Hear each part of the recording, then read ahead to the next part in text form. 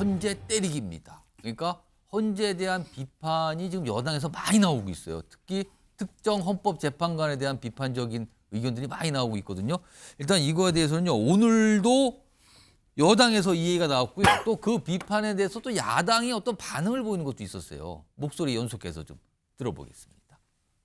이 모든 불공정 재판의 배후에는 민주당과 우리법 연구회 출신 법관들의 정치, 사법 카르텔이 있습니다. 특히 문영배 대행은 이재명 대표와 사법연수원 동기 시절부터 호용 호재하며 민주당 정성호 의원이 가장 가까운 사이라고 보증한 인물입니다. 헌법재판마저 패밀리 비즈니스로 전락해서야 되겠습니까? 개엄 내란 이후에 여당의 수준이 지나치게 떨어진 것 같습니다.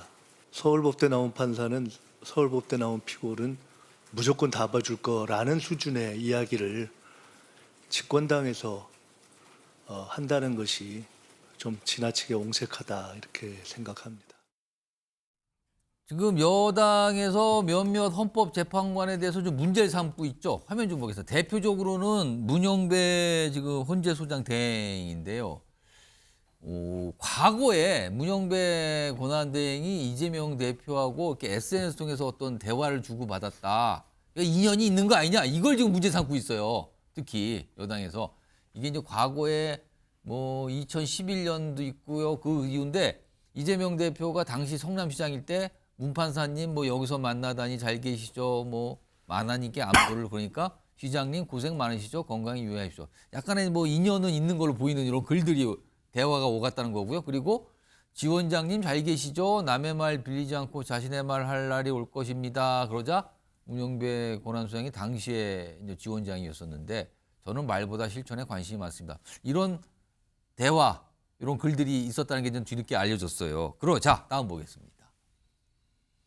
여기 보시면 이제 여당 내에서 나오죠. 주진우 법률자문위원장은 헌재 구성이 편파적입니다. 그러면서 이미선 재판관, 뭐 정계선 재판관 이런 등등등 국민의힘에서 계속 문제 삼고 있어요. 그리고 김대식 수석 대변인은 헌재 공정성, 중립성에 의문이 갑니다. 그리고 호준석 대변인은 문영배 대행 정파 이념에 치우치지 않는지 의구심이 있습니다. 이런 얘기까지 나오고 있어요.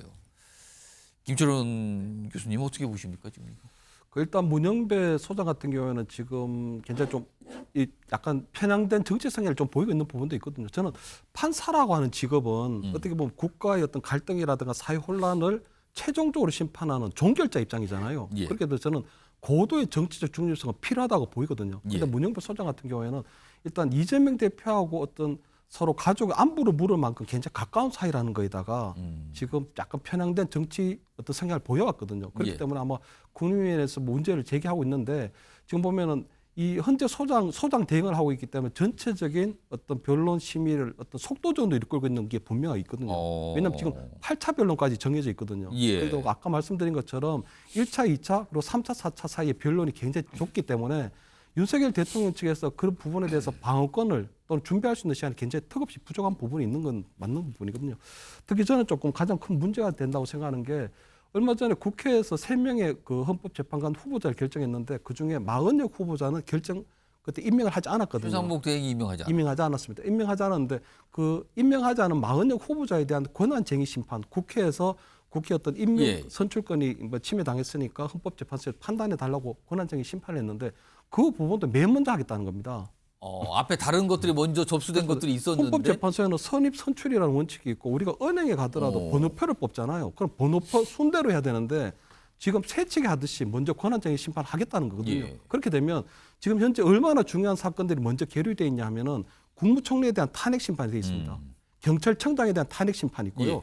법무부 장관도 탄핵이 당돼 있고요.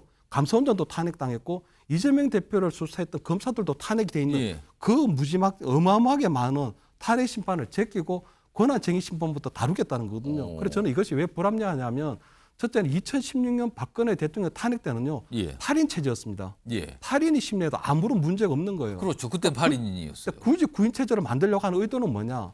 두 번째, 마은혁 후보자 같은 경우에는 국회에서 추천하고 선출했다고 하지만 민주당 추천 목적이거든요. 예. 그렇게 되면 이번에 헌법재판소에 들어오게 되면 마은혁 후보자 같은 경우는 특히 뭐 우리 과거에 민노당 국회 보좌진들의 어떤 국회 어떤 농성이나 이런 부분에 있어서 판사의 직권을 이용해서 공소 기각을 하시는 그런 생각까지 보이시는 분인데 그런 분이 들어오게 되면 헌법재판소 구성이 당연히 이거는 굉장히 기울어진 운동장이 될 가능성이 높아지잖아요. 그렇기 때문에 저는 지금 이 모든 것들 진행하고 있는 게 문영배 소장 대행이다. 그래서 문영배 소장 대행이 결국은 조기 대선이라는 관점에서 볼 때는 결국 이재명 대표에 걸려있는 선거법 항소심과 탄핵 심판과의 어떤 시간과의 싸움인데 그 부분에 있어서 이재명 대표에 대한 편을 들어주려고 하는 그런 것들이 들어있지 않나 이런 생각이 듭니다. 지금 헌법재판소의 최근의 움직임이나 판단에 대해서는요. 유승민 전 의원도 좀 비판적인 입장을 냈네요. 화면 좀 보겠습니다. 지금 방금 김철원 교수가 말씀하신 그 내용이에요. 지금 헌법재판소가 한덕수 총리 탄핵소추 그리고 정적수 문제는 방치하고 최상목 대행이 마흔역 후보자 임명하지 않은 거 이거부터 지금 판단한다고 한다. 이걸 문제 삼았어요. 그러면서 한덕수 총리 건이 먼저지 지금 왜 이거부터 합니까라고 문제 제기를 하는데 이런 내용까지 포함해서 김상희 평론가 지금 네. 국민의힘에서 헌법재판소, 헌법재판관들에 대한 네. 약간 비판적 입장을 계속 내고 있거든요. 네, 이거 네. 어떻게 좀 판단하세요? 앞에 헌법재판관 개개인이 제척이 돼야 되느냐 그리고 공정하고 합리적인 판단을 할 수 있느냐 없느냐를 가지고 논하는 것은 저는 부적절하다고 봅니다. 왜냐하면 이것은 사법 신뢰를 흔들고 지금 국민들의 갈등을 선동하는 측면이 강하기 때문에 예. 굉장히 부적절하다는 생각이 들어요. 기본적으로 헌재는요 구인 합의제를 우선으로 하는 겁니다. 예. 그게 안 될 때에 의결을 통해서 하는 것이죠.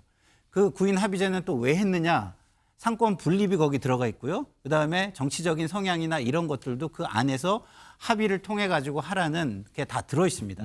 재판관들의 성향은 다 있는 겁니다. 그러면 윤석열 대통령이 임명한 재판관들은 그런 문제가 없는 겁니까? 임명을 해줬는데요. 그럼 거기 다 제척시켜야 됩니까? 그럼 하지 말자는 얘기죠. 그러니까 지금 국민의힘에서 문제 제기하는 분이 세 분이에요. 그죠? 예. 지금 문영배, 이미선, 정계선 예. 세 분이에요. 그럼 3명 제척하고 나면 몇 명 남습니까? 5명 남죠? 예. 재판하지 말라는 거죠. 지금 윤석열 대통령의 헌재 심리를 하지 말라는 게 의도인 겁니다. 이 문제를 삼는 것보다는. 그리고 그 지지자들의 선동을 통해서 어떤 사회의 갈등을 좀 더 통해 가지고 본인들의 정치적 이익을 보려는 의도가 있다고 보고요. 그러나 유승민 의원이 이야기한 건 좀 다른 측면이라고 저는 약간 보는 이거 게 순서의 문제 제기를 예. 했어요, 지금. 헌재가 물론 헌재가 굉장히 중요한 기구고 헌재 재판관은 법상으로도 공백이 있으면 안 됩니다. 예. 그거를 오히려 민주당이 지금 어겼다고 비판을 받고 있는 상황이죠. 그렇기 때문에 그것도 굉장히 중요하긴 합니다만은 지금 상황에서 그것을 앞세우면 오해를 받을 수 있는 부분이 분명히 존재를 하죠. 오해를 받을 수 있지 예. 않겠습니까? 왜냐하면 더더군다나 요 직전에 헌재 심판이 뭐였습니까? 이준숙 방통위원장의 탄핵소추. 예, 그 심리 결과였어요. 예, 예. 어떻게 결과가 나왔습니까? 4대 4가 나왔습니다. 그렇습니다. 근데 이게 4대 4가 나와 있는 상황에서 마은혁 재판관을 굳이 하려고 하면은 이 4대 4 상황을 바꾸려고 하는 거 아니냐. 그런 오해가 라는 오해가 있을 수 있습니다. 저는 그게 의도가 아니라고 생각하지만 예. 어쨌든 국민들께 괜히 오해를 줄 만한 일은 굳이 하지 않는 게 좋다. 그런 측면에서 볼 때 유승민 의원의 지적은 좀 한 번 정도 심각하게 고려를 해볼 부분이 있다라고 저는 생각합니다. 김성수 변호사. 헌법재판관도 기피 신청 제도가 있습니까? 예, 이게 헌법재판소법 24조에 있습니다. 제척, 기피, 회피 다 있습니다. 그래서 이 제척 같은 경우에는 이 재판관이 당사자이거나 당사자의 배우자 또는 뭐 친족 관계라든지 예. 아니면 뭐 사건과 관련해서 이 헌법재판소의 업무 외에 관여가 돼 있는 이런 경우에는 제척 사유가 될 수가 있습니다. 그리고 이 기피 같은 경우는 지난번에 이제 정계선 이 재판관에 대해서 기피 신청을 했었죠. 그리고 이분 기각이 됐던 부분인데 받아들이지 않았어요. 예, 이것이 이제 사유가 되는 것이 공정한 심판을 기대하기 어려운 사정이 있는 경우입니다. 그래서 그 부분에 대해서 일단은 신청을 했었고 기각이 됐던 그런 사유가 있는 것이고 이 기피에 대해서는 그런데 이분 진술을 했으면 이제 당사자가 출석을 해서 진술을 하면 그때부터 이제 기피 신청을 추가로도 할 수는 없는 것이거든요. 예, 그렇다 보니까 지금 이제 윤석열 대통령 측에서 주장을 하는 것이 예. 이 회피가 있습니다. 회피 같은 경우가 그 재척 사유가 있거나 아니면 기피 사유가 있는 경우에 이 재판관이 재판장의 허가를 받아서 이 부분 회피를 할 수가 있다는 그럼 것이거든요. 재판관 스스로 회피를 하는 걸 맞습니다. 말하는 거예요? 그래서 지금 그런 사유가 그렇게 해야 있다라고 되지 지금 주장을 않느냐는 하고 있고, 주장은 나올 수가 있다. 맞습니다. 지금 그런 방향이기 때문에 지금 회피가 실제로 있을 것이냐는 저희가 봐야 되는 부분이고, 다만 지금 기피 신청에 대해서도 기각이 됐던 사유가 있었기 때문에 예. 이 부분에 대해서 공정한 심판을 기대하기 어려운 사정에 대한 이 해석이 어느 정도의 범위까지 가능할 것인지가 쟁점이 될 것 같습니다. 헌법재판관을 놓고 여야 지금 다르게 보면서 약간의 대립하는 주장들 계속 내놓고 있죠. 그리고요, 내일 국무회의 이것도 주목을 받고 있는데 왜 그런가 하면요, 뭐 중요한 안건 하나가 있거든요. 이겁니다. 최상목 권한대행이 내란 특검법 지금 정부로 넘어가 있잖아요. 이거에 대해 거부권을 행사할 것이냐, 이게 지금 굉장히 주목을 받고 있거든요. 내일 임시 국무회의에서 이 내란 특검법 수용 여부 결정, 수용 안 하면 거부권 행사가 되는 거예요.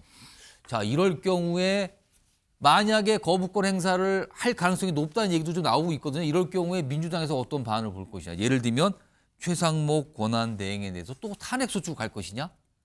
아니냐? 이런 것도 지금 굉장히 중요한 관건으로 좀 떠오른 상태입니다. 내일 오전 상황, 이 상황은 좀 지켜봐야 결과를 알 수 있을 것 같습니다.